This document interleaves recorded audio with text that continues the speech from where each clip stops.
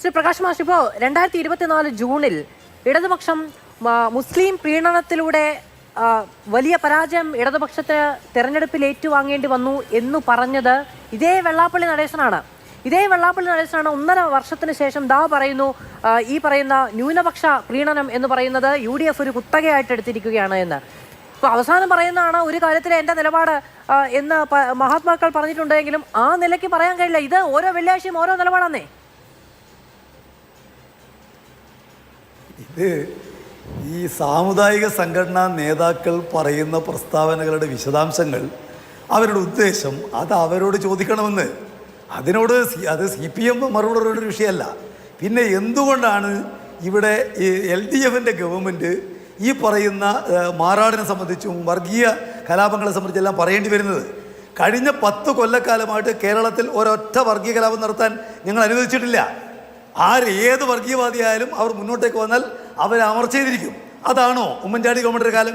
അതായിരുന്നോ ആന്റണി ഗവൺമെന്റിന്റെ കാലം? അതായിരുന്നോ കരുണാകരൻ ഗവൺമെന്റിന്റെ കാലം? നിങ്ങൾ വർഗീയ കലാപമില്ലാത്ത ഒരൊറ്റ വർഷം പറയാൻ വേണ്ടി കഴിയില്ല. ഞാൻ ചോദിക്കട്ടെ, ഉമ്മൻചാണ്ടി ഗവൺമെന്റിന്റെ കാലത്ത് നിങ്ങൾ മിണ്ടാതിരിക്കുന്നു? നിങ്ങൾ പറയുന്നു ഞാനൊന്നും മിണ്ടിയില്ലല്ലോ.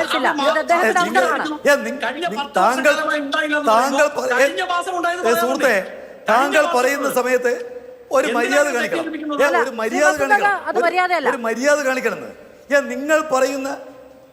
നിങ്ങൾ പറയുന്ന മുഴുവൻ കാര്യങ്ങളും ഞാൻ കേട്ടിരുന്നിട്ടുണ്ട്. അത് നിങ്ങൾ പറഞ്ഞ് ശരിയായതുകൊണ്ടല്ല, അത് എൻ്റെ മര്യാദ കൊണ്ടാണ് ഞാൻ പറയുന്നത്. നിങ്ങൾ കേട്ടിരിക്കണം. ഇവിടെ വർഗീയ കലാപങ്ങളില്ലാത്ത ഒരൊറ്റ മാസം പോലും കടന്നു പോയിട്ടില്ല ഉമ്മൻചാണ്ടി ഗവൺമെന്റിന്റെ കാലത്ത്, ആന്റണി ഗവൺമെന്റിന്റെ കാലത്ത്. ഇവിടെ പിന്നെ RSSകാരും അതുപോലെ തന്നെ മുസ്ലിം തീവ്രവാദികളും തമ്മിൽ ഏറ്റുമുട്ടിയ കാലം ഏതാ? പരസ്പരം ആളുകളെ കൊന്ന കാലം ഏതാ? വെടിവെപ്പുണ്ടായ കാലം ഏതാ? LDFൻ്റെ കാലമാണോ?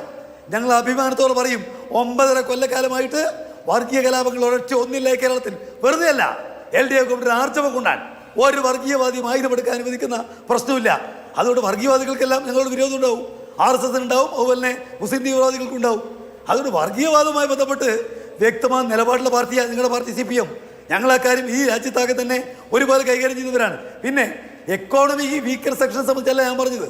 ഇക്കോണമിക്ക് വീക്കർ സെക്ഷനുമായി ബന്ധപ്പെട്ടാണല്ലോ സാമ്പത്തിക സംവരണം. ഞാൻ പറഞ്ഞത് ജാതീയമായിട്ട് മുന്നോക്ക ജാതിയിൽപ്പെട്ട എക്കോണമിക്കലി വീക്കർ സെക്ഷൻ സംബന്ധിച്ചാണ്. അതാദ്യമായി പറഞ്ഞത് ഒരു കോൺഗ്രസും അല്ല, ഒരു നരസിംഹറാവുമല്ല, ആദ്യമായിട്ട് CPM ആണ്. ഇവിടെ പിന്നെ ഞാൻ ചോദിക്കട്ടെ, ഞങ്ങളുടെ പാർട്ടിക്കാരിപ്പോൾ ആന്റണിയുടെ മകൻ ആർക്ക് വേണ്ടിയാണ് സംസാരിക്കുന്നത്? കരുണാകരൻ്റെ മകൾ ആർക്ക് വേണ്ടി മുത്തലാഖ് വിളിക്കുന്നത്? നിങ്ങൾ BJPയുടെ ഇപ്പോൾ പറഞ്ഞല്ലോ ഞങ്ങളുടെ പിന്നെ ആളുകളെ സംബന്ധിച്ച്. നിങ്ങളുടെ പ്രവർത്തക സമിതി നേതാവിൻ്റെ മകൻ ആർക്ക് വേണ്ടി ഇപ്പോൾ ഈ രാജ്യത്ത് പ്രവർത്തിക്കുന്നത്? ആർക്ക് വേണ്ടി സിദ്ധാന്തം വിളിക്കുന്നത്? കരുണാകരൻ്റെ മകൾ ആർക്ക് വേണ്ടി മുത്തലാഖ് വിളിക്കുന്നത്? അതിന് നാണമില്ലേ നിങ്ങൾക്ക് ഞങ്ങളെ പറ്റി പറയാൻ? ഞങ്ങളുടെ വർഗീയവാദവുമായി ബന്ധപ്പെട്ട നിലപാട്, അതിന് നിങ്ങളുടെ ആരുടെയും സർട്ടിഫിക്കറ്റ് നിങ്ങൾക്ക് ആവശ്യമില്ല. വർഗീയവാദത്തെ പറ്റാവുന്ന ഞങ്ങളുടെ പാർട്ടിക്ക് പരിമിതികളുണ്ട്. ഞങ്ങൾ അത്രയും വലിയൊരു പാർട്ടിയൊന്നുമല്ല. പക്ഷേ ഞങ്ങളുടെ കഴിവിനൊത്ത് വർഗീയവാദികൾക്കെതിരെ ഏറ്റുമുട്ടുന്ന പ്രസ്ഥാനം ഈ പ്രസ്ഥാനം. അവർക്കെതിരായിട്ട് പറ്റാവുന്ന എല്ലാ നിലപാട് സ്വീകരിക്കുന്ന പ്രസ്ഥാനം ഈ പ്രസ്ഥാനം. വർഗീയവാദികളെ സമാധാന ഭഞ്ജനം ഉണ്ടാക്കുന്ന ഒരൊറ്റ കാര്യത്തിനും ഇടപെടാൻ അനുവദിക്കാൻ പാടില്ലെന്ന് പറഞ്ഞ പ്രസ്ഥാനം ഈ പ്രസ്ഥാനം. കേരളത്തിലെ വർഗീയ കലാപം ഉണ്ടായപ്പോൾ അതിന് ചെറുക്കുന്ന പ്രസ്ഥാനത്തിന്റെ പേരാ CPIM. വിധേയത്വ കമ്മീഷനിലേക്ക് ഞങ്ങളല്ല, നിങ്ങളുടെ ഗവൺമെന്റാണ്. ആ കമ്മീഷൻ പറഞ്ഞു വർഗീയ കലാപം തടയാൻ വേണ്ടി മുന്നോട്ടേക്ക് വന്ന ഒരേ ഒരു പാർട്ടിയേ ഉള്ളൂ, അത് പിണറായി വിജയന്റെ പാർട്ടി CPM ആണ്. അവിടെ ഞങ്ങൾക്ക് നിങ്ങളുടെ സർട്ടിഫിക്കറ്റ് ഒന്നും ആവശ്യമില്ല. വർഗീയവാദം ജനങ്ങളെ ഭിന്നിപ്പിക്കുന്നതാണെന്ന് മറ്റാരെക്കാളും നിങ്ങൾക്കറിയാം. ആ സാധാരണ മനുഷ്യൻ ശരിയാണ്. UDFന്റെ സർട്ടിഫിക്കറ്റ് CPMന് ആവശ്യമുണ്ടാകില്ല, അത് CPM ആവശ്യപ്പെടുന്നുമില്ല. പക്ഷേ വെള്ളാപ്പള്ളി നടേശൻ CPMന് നിരന്തരം സർട്ടിഫിക്കറ്റ് നൽകുന്നുണ്ടല്ലോ. മുഖ്യമന്ത്രിക്ക് വരെ ഭക്തൻ എന്ന സർട്ടിഫിക്കറ്റ് നൽകിയിട്ടുണ്ട്.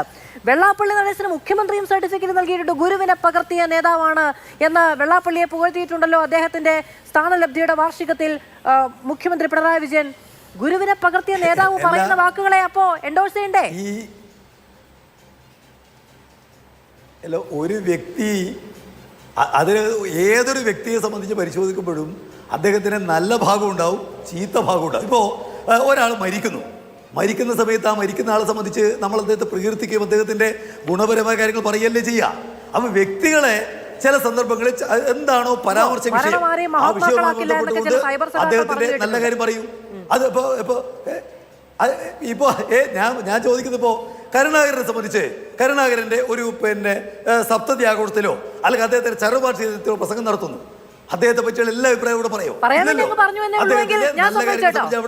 ശരി, മോശമല്ലേ അങ്ങനെ ഒരു ചടങ്ങിൽ പോയി പറഞ്ഞാൽ? ഉത്തമ ബോധ്യത്തിന്റെ പേരിലല്ല പറഞ്ഞു വരുന്നത്. ഏതെങ്കിലും ഒരു ഞാൻ പറഞ്ഞു വരുന്നത്, ഈ സാമുദായിക നേതാക്കന്മാരെ അവരുടെ വ്യക്തിപരമായിട്ടുള്ള കാര്യങ്ങൾ വെച്ചുകൊണ്ടുള്ള വിലയിരുത്തലല്ല ഞങ്ങളുടെ നിലപാട്. ഞങ്ങൾക്ക് സാമുദായിക സംഘടനകളുമായി ബന്ധപ്പെട്ടുകൊണ്ട് നിലപാടുണ്ട്. അതിന് നേതാക്കന്മാരുടെ മാത്രം കാര്യങ്ങൾ വെച്ചുകൊണ്ടല്ല ഞങ്ങൾ SNDP യോഗത്തെ കുറിച്ച് മാത്രമല്ല പറഞ്ഞിരിക്കുന്നത്.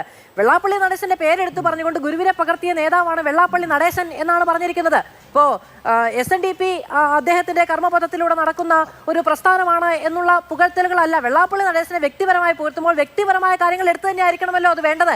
ഇനി ഞാൻ സമ്മതിച്ചു, പക്ഷേ പോയിട്ട് അവിടെ ചെന്നിട്ട് മോശമല്ലേ എന്ന രീതിയിൽ ഒന്ന് പറയാൻ വേണ്ടി ഇത്തിരി പറഞ്ഞു എന്നേ ഉള്ളൂ എങ്കിൽ ശരി.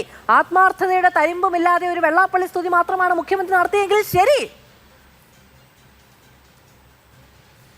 അല്ല, ഞങ്ങള് ഈ സാമുദായിക സംഘടനകൾ കേരളത്തിനകത്ത് പ്രവർത്തിക്കുന്നുണ്ട് എന്ന യാഥാർത്ഥ്യത്തെ കാണുന്നവരാണ്. അവർക്ക് എല്ലാ വിഭാഗത്തിലുംപ്പെട്ട ജനങ്ങളുമായിട്ട് ബന്ധമുണ്ട്. അത് പിന്നെ സമ്പന്നരാവട്ടെ പാവപ്പെട്ടവനാവട്ടെ അവരെല്ലാമായിട്ട് ബന്ധമുള്ളവരാണ് സാമുദായിക സംഘടന. നിങ്ങൾ കാണുന്നുണ്ട് ഒരു ഘട്ടത്തിൽ കേരളത്തിലെ സാമൂഹ്യപരമായ മുന്നേറ്റത്തിൽ ഈ പ്രസ്ഥാനങ്ങൾ വഹിച്ചിരിക്കുന്ന പങ്കിനെ ഞങ്ങൾ കാണുന്നുണ്ട്. ചില പ്രത്യേക സന്ദർഭങ്ങളിൽ പിന്തിരിപ്പനായിട്ടുള്ള നിലപാടുകൾ സ്വീകരിച്ചതിന് ഞങ്ങൾ പരസ്യമായിട്ട് പറഞ്ഞിട്ടുണ്ട്.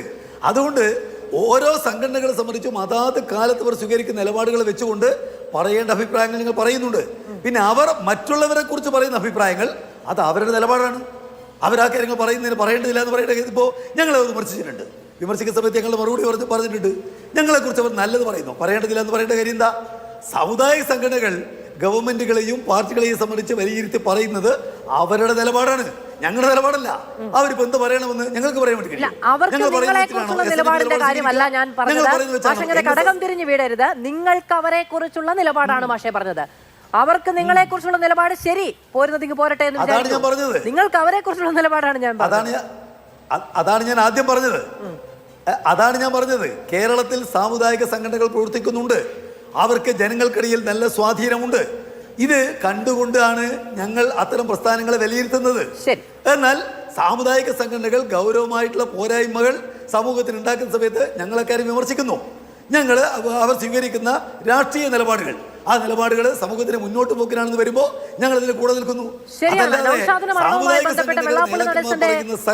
പരാമർശം വന്നപ്പോൾ മുഖ്യമന്ത്രി പിണറായി വിജയൻ ഫേസ്ബുക്കിൽ അദ്ദേഹത്തിനെതിരെ കടുത്ത വിമർശനം ഉന്നയിച്ചിട്ടുണ്ട്.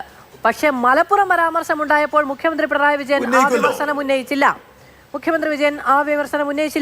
ഇപ്പോ അതിനുശേഷം അത് ഇതില് ഈ പ്രത്യേക രാഷ്ട്രീയ പരിസരങ്ങളിൽ ചില കാര്യങ്ങൾ പറയാതിരിക്കുക എന്നല്ല പറയുന്നത്. അതത് കാലത്തെ രാഷ്ട്രീയ സാഹചര്യത്തെ കൂടി അടിസ്ഥാനപ്പെടുത്തിക്കൊണ്ടാണല്ലോ. പ്രത്യേക നിലപാടെടുക്കാം, പക്ഷെ ഒറ്റ നിലപാടിൽ പറഞ്ഞിട്ട് മ്യൂസിക് ഇടാതിരുന്നാൽ മതി.